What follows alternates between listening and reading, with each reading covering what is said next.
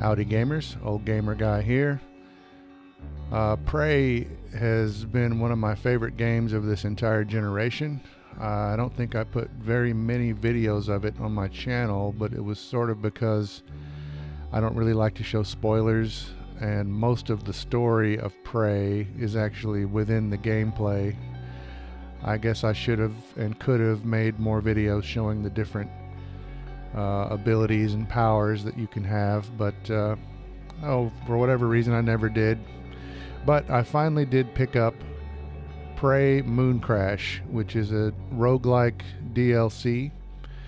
And so what I'm going to show you here is well, I don't know how many videos this will take. It'll be more than one. It could be 2, 3, 4, something like that, but I'm going to show the escape of one character. So anyway, I'll read what it has here. Prey Mooncrash has everything you loved in Prey: the gameplay, narrative, and atmosphere, but with an exciting twist. In Mooncrash, you'll be making repeated runs through an ever-changing simulation of the Pythias moonbase.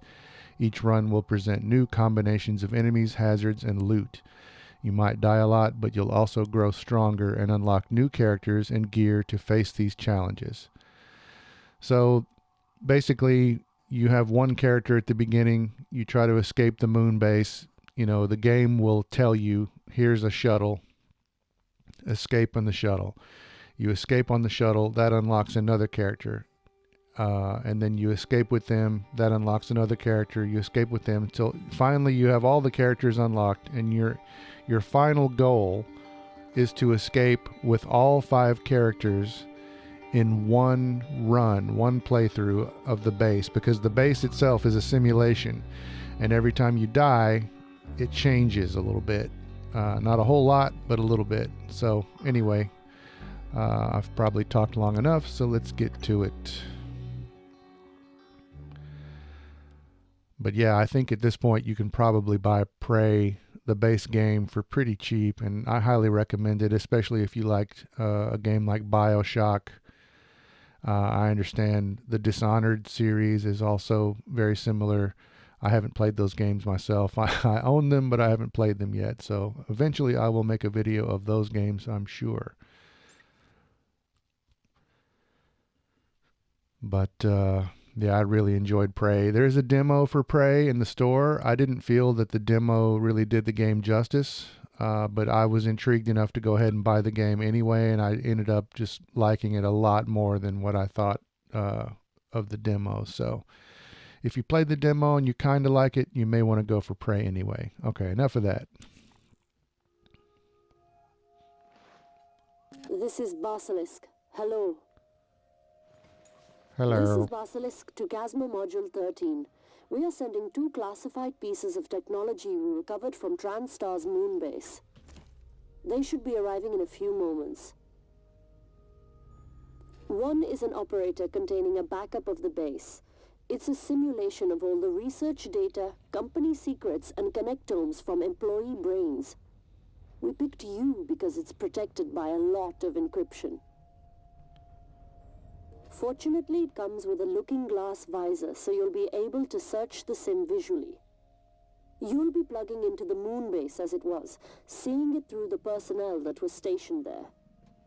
There's a lot to do. I'm sending your orders along so you can check them off as you go. Oh, and congratulations.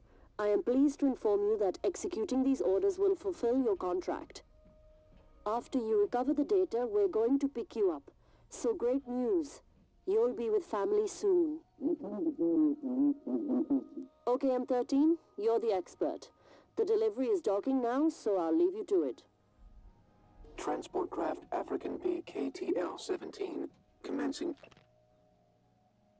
Now, if you've played the other game, you'll notice, or you know that there are a lot of little books and chapters and things like this scattered around. Stand by to receive payload. Here's another one. There's like all, you know, some of them are works of fiction. Some of them are supposed to be like, you know, not encyclopedias, but, you know, fact-based things about the base, about the project. But a lot of things you can pick up and read. And then you have emails computers you can get into for various reasons. This is just a contractual obligation. And a congratulations, because you're getting toward the end of your contract, I suppose. This character is not the same character from the main game. A different person, and I guess it could be. I guess they could be male or female. I'm not really sure. In the main game, you can play as a male or a female. So here's the operator. The operators are kind of like floating drones that have various functions. This one is, well, I can plug it in there. There we go. This one apparently has a simulation loaded into it of the base, the moon base. And here we have a visor. Plug that in. Install the simulation visor on the satellite chair. Okay, sit down to initiate the Pythias moon base sim. So we will do that.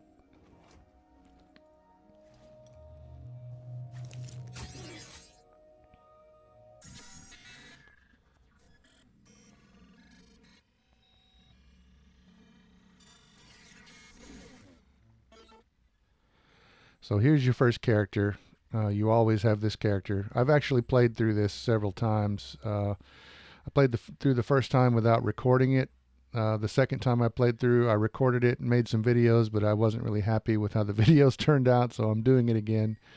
I had to go in and erase my save data, because otherwise I would have had this character unlocked as well, because I did manage to escape with this first guy.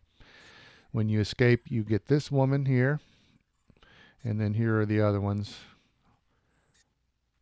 I won't look too hard at them. Let's go back to the first guy here. Andreas Alekna. Andreas's mind is brimming with psychic potential waiting to be unlocked, but repeat exposure to neuromod technology has left his body frail. Neuromods are basically like the plasmids in BioShock.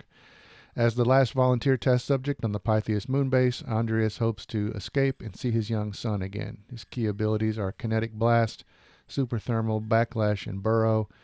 Default loadout of 1 T-ration, or ration, your choice, and a Psi Hypo. He has 75 health, 100 Psi, and then he has a particular skill tree that is specific to him. And then the story objective is to escape with the volunteer through the Mimic portal to unlock their story objective. So he is classified as the volunteer. So here we go.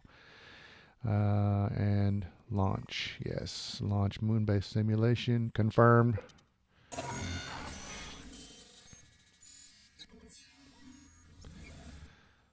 So in the basic game, you start off with your baseline character, and then you build them up the way you want to. They have a skill tree, but it's the same no matter who you choose, male or female. And I don't believe you can unlock everything in one playthrough. I'm not really sure about that. I never tried. I ended up playing through the game twice, once completely as a human and once completely as an alien. And then, of course, if you want to, you can mix and match, but you get a trophy for doing that. If you play completely human, don't use any alien DNA, and then if you start over again and play completely alien with no human DNA. And the game changes significantly when you do that, because you have different abilities, and the base itself, like the defensive turrets, if you go all alien, they start to see you as an alien after a while, and the turrets will open fire on you. So they become another obstacle. Now entering crater. Anytime now.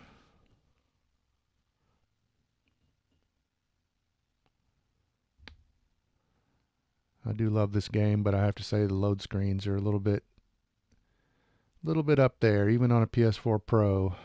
But I can't say it enough. I love Prey. So yeah. Attention all Pythias crew members. This is an emergency broadcast. Please report to designated escape pod stations and prepare for evacuation. If you are unable to reach an escape pod, security will track your position as they conduct a final sweep before launching. Okay, so this is a simulation of events that happened on the moon base. The main game happens on a space station, but I imagine that all this is happening right around the same time as the events on the space station, but who knows, maybe that will become clearer as I play here. But we have a blunt instrument, which is nice.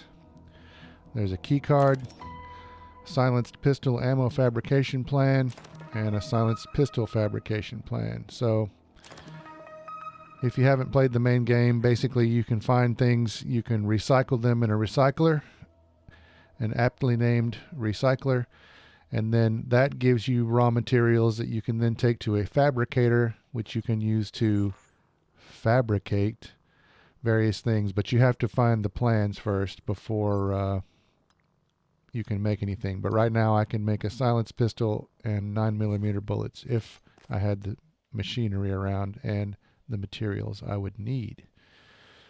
So I have a key card here. Typhon material detected. There is a mimic, which is like the basic Typhon, the lowest level Typhon, but as you saw, they can mimic small objects. He just turned himself into a box trying to hide. If there were a bunch of them, they would just attack me, but since there was only one, they go into a defensive mode and try to hide. So, but while they're hiding, they're vulnerable. No Typhon detected. That thing is a Typhon gate. It's basically a sensor. If it detects Typhon material, a force field comes on right there, and it won't let you go through until you kill all the Typhons, or you can use something like a stun gun or an EMP grenade to shut down this sensor here. And Typhon material detected. And there we go. We got Typhons. Typhons, Typhons. They're burning me. Oh, God. Don't kill me. Don't kill me. They may kill me. Oh, my gosh. Signs critical. Oh, my gosh. Suit integrity damaged. Oh, my gosh. 2% health. That is just great. That is just great. What a way to start. Regenerating a little bit, but that's not good. Hopefully we'll find a medikit before too long, because that is not good. I'm going to be honest with you. My awesome video gaming skills will tell you that 20% health is not good. Okay, so here we are entering the Pythias moon base proper. We've got a dome over a crater. X to jump, L3 to sprint, circle to crouch or slide. So I'm going to go investigate this this crater, but I'm going to go ahead and end this video right here, and we will pick it up right here in video number 2. So thanks for watching.